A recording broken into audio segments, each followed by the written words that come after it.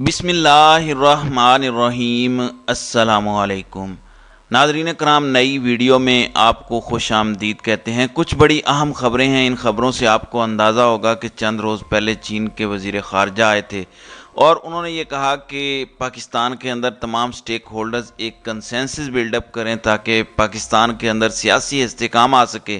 اس سے اگلے ہی روز جب وہ واپس پہنچے تو حکومت نے عمران خان کو گرفتار کر لیا۔ اب ایک بار پھر کچھ دوست ممالک ایکٹیو ہوئے ہیں، لیکن میں اس سے پہلے ایک خبر دینا چاہتا ہوں۔ آپ جانتے ہیں کہ رات کو پیٹرولیم مصنوعات کی قیمتیں کم کی گئیں، بڑی اچھی بات ہے، بالکل کم ہونی چاہیے، لوگوں کو ریلیف ملنا چاہیے، لیکن شاید یہ ایک ایسی پکچر ہے جو آپ کو دکھائی نہیں جا رہی۔ وہ مریم نواز جو کہتی ہیں کہ ہماری حکومت نہیں ہے، رات کو وہ بھی اسحاق ڈار کو شاباش دیتی ہیں اور شکریہ ادا کرتی ہیں، ٹویٹر پر انہوں نے یہ خبر کی۔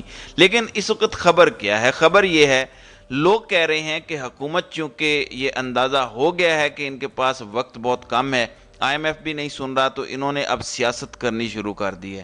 جو کہتے تھے عمران خان کے بارے میں کہ وہ بارودی سرنگیں بچھا کر چلے گئے، اب یہ اس الزام کو سچ کر رہے ہیں اور بالکل ویسا ہی کیا گیا ہے۔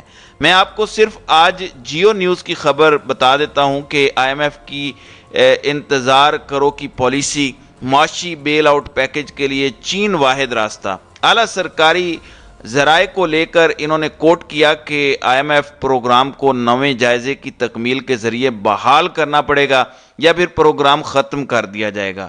ایک یہ بات۔ دوسرا، آپ جانتے ہیں کہ کل بڑی امپورٹنٹ ڈیولپمنٹ ہوئی جو کور کمانڈر کانفرنس کے اندر کہا گیا سٹیک ہولڈرز کو کہ ترجیحی بنیادوں پر ایک کنسنسس بلڈ اپ کیا جائے۔ یہ ایک الگ سی بات ہے، ظاہر ہے پاکستان تحریک انصاف تو پہلے دن سے کہہ رہی ہے، میرے خیال میں یہ حکومت کو کہا گیا ہے کیونکہ اصل رکاوٹ تو وہی ہیں۔ لیکن اس دوران ایک بہت بڑی ڈیولپمنٹ ہے جو میں آپ کے سامنے رکھنا چاہتا ہوں۔ کچھ ایسے ممالک ہیں جن کا آپ مانیں یا نہ مانیں، پاکستان پر اثر و رسوخ بھی ہے، ہماری پالیسی کے اندر کہیں نہ کہیں ان کا کردار بھی ہوتا ہے اور ہم ان کی بات بھی سنتے ہیں۔ چین نمبر 1 پر ہے، عرب ممالک ہیں، آپ کو پتہ ہے کہ ابھی چند روز پہلے آرمی چیف عمان اور قطر گئے ہوئے تھے، اس سے پہلے انہوں نے بہت سے وزٹس کیے ہیں۔ یہ سارے وہ ممالک ہیں جو پاکستان کی فارن پالیسی کے اندر بڑا میجر رول پلے کرتے ہیں، جس میں اگر 2 ممالک کی بات کروں تو سعودی عرب، یو اے ای یعنی متحدہ عرب امارات میجر رول پلے کرتے ہیں۔ اب ناظرین کرام، آپ کو اندازہ اس بات سے ہونا چاہیے کہ جو متحدہ عرب امارات کے صدر شیخ محمد بن زید ال نہیان ہیں، انہوں نے آرمی چیف کو فون کیا اور آرمی چیف کے ساتھ ان کی بات چیت ہوئی۔ کہا یہی جا رہا ہے کہ Pakistan's army chief general Asim Munir has held a call with UAE President Sheikh Zayed Al Nahyan where both leaders discussed bilateral defense and military cooperation and ways to enhance the cooperation as per official Emirates news agency۔ تو یہ ایک phone call ہوئی ہے۔ اب اس میں اہم بات کیا ہوئی ہے؟ اہم بات وہ ہے جو باقر سجاد ہیں، جو ڈان نیوز کے لیے لکھتے ہیں اور انٹرنیشنل میڈیا کے ساتھ بھی انہوں نے اس خبر کو بریک کیا ہے۔ وہ کہتے ہیں کہ you a E president Muhammad bin Zayed Al Nahyan in conversation with chief of army staff general Asim Munir offered his good office for discussing political situation in Pakistan, saying UAE scheme to support everything that achieves harmony and stability in Pakistan۔ یعنی متحدہ عرب امارات کے جو شاہ ہیں، ان کا کہنا ہے کہ پاکستان میں جاری جو بحران ہے اس کو ختم کرنے کے لیے ان کا دفتر حاضر ہے، اور انہوں نے کہا کہ وہ چاہتے ہیں کہ پاکستان کے اندر ایک استحکام آئے۔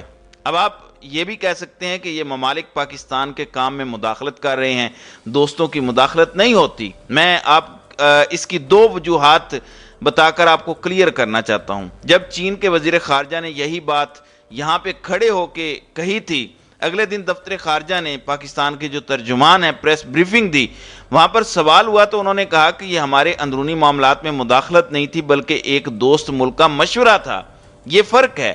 دوسرا، یہ عرب ممالک ہمیں فیٹف میں مدد دیتے ہیں، امریکہ سے ڈیلنگ میں مدد دیتے ہیں، اور یہ عرب ممالک ہی ہیں جنہوں نے ماضی میں بہت زیادہ ایگریمنٹس کروائے ہیں، اور شاید بہت سے لوگوں کو وہاں پہ انہوں نے ایک لحاظ سے رہائش بھی فراہم کی ہے۔ نواز شریف جدہ میں ایک لمبا عرصہ رہے، آپ کو پتہ ہے مشرف دور میں ان کو کیسے سعودی عرب نے سپورٹ کیا تھا۔ تو اب ان کی جانب سے یہ آفر آ گئی ہے کہ یو اے ای کے پریزیڈنٹ کی طرف سے کہ ان کا آفس نیگوسیشن کے لیے تیار ہے۔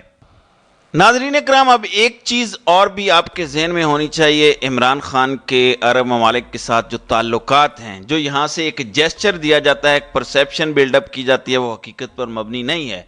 پرسیپشن یہ ہے کہ عمران خان شاید عربوں کو قبول نہیں ہے، لیکن عمران خان خود بتاتے ہیں کہ اب بھی عرب ممالک میں سے خاص طور پر سعودی کراؤن پرنس جو ہیں وہ واضح طور پر ان کے ساتھ رابطے میں ہیں۔ اسد عمر کے مطابق جب نومبر میں عمران خان کو گولی لگی تو انٹرنیشنل پرسنالٹیز میں سے سب سے پہلا جن سے رابطہ ہوا تھا وہ سعودی کراؤن پرنس کی جانب سے ہوا تھا۔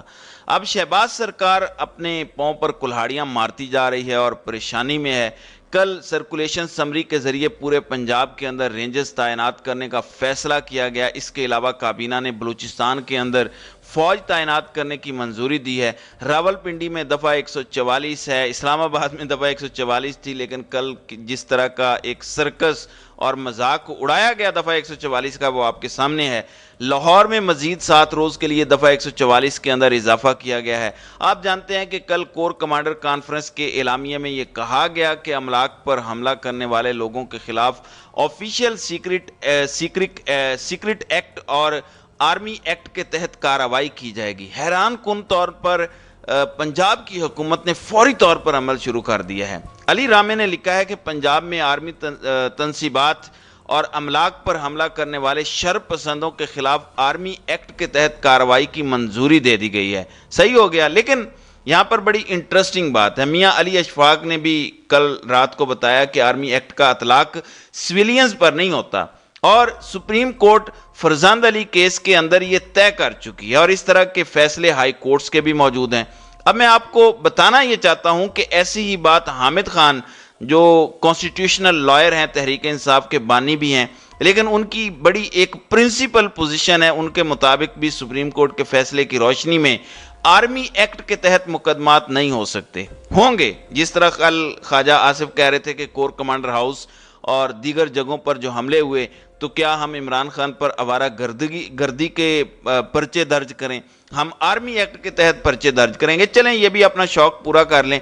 لیکن حکومت خود کو بند گلی میں پہنچا چکی ہے۔ اس کی وجہ یہ ہے کہ ان کے پاس کوئی کسی قسم کا آپشن نہیں ہے جس پر ہم یہ کہیں کہ وہ کوئی پوزیٹیو رول پلے کر رہے ہیں۔ عمران خان کے حوالے سے میں آپ کو خبر دے دیتا ہوں، عمران خان نے رات کو بھی خطاب کیا، خطاب کرنے کے بعد پاکستان تحریک انصاف نے پنجاب میں جلسے کا فیصلہ کر لیا۔ پنجاب کے مختلف شہروں میں یہ جلسے ہوں گے، اور جمعرات کو وہ مرید کے میں جلسہ کریں گے، دوسرا جلسہ گکھڑ منڈی میں، تیسرا لالا موسیٰ، اور اس کے بعد وہ اٹک میں جلسہ کریں گے۔ آپ جانتے ہیں کہ 10 مئی سے عمران خان نے جلسے کرنے تھے، لیکن ان کی گرفتاری ہو گئی تھی، تو اب ایک بار پھر وہ میدان میں نکل رہے ہیں۔ اب ان کی پریشانی اس وقت کیا ہے؟ ناظرین اکرام، موجودہ مالی سال میں پاکستان کی صنعتی پیداوار میں 8% سے زائد کی کمی ریکارڈ کی گئی ہے۔ آٹو موبائل سیکٹر کو شدید دھچکا پہنچا ہے، پیداوار میں نمایاں کمی ہوئی ہے۔ یہ خبریں اپنی جگہ ہیں۔ پھر خبر یہ ہے کہ حکومت نے ایک سال میں ملکی قرضے میں 14,000 ارب سے زائد کا اضافہ کیا ہے، یہ آج کی خبر ہے۔ پاکستان کے ذمہ واجب الادا قرض میں 21 مارچ 2022 سے لے کر 31 مارچ 2023 تک ایک سال میں 14,109 ارب 80 کروڑ روپے کا اضافہ ہوا ہے، اور یہ اسٹیٹ بینک کی جانب سے بتایا گیا ہے۔